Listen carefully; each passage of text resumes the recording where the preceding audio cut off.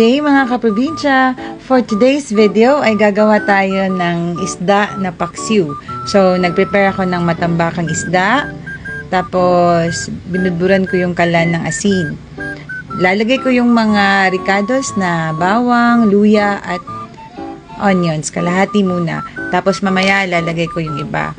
So, dito sa probinsya, ito yung usually namin kinakain na mabilisan, na hindi madaling mapanis. So, ngayon ilalagay ko na yung sukang puti. Ang tawag namin dito ay toba. So, yan yung wala ng langsa at matagal masira. So ngayon inaayos-ayos ko muna siya para ilalagay ko ulit yung natitirang ingredients. Usually, yung paksiw, habang tumatagal, lalong sumasarap.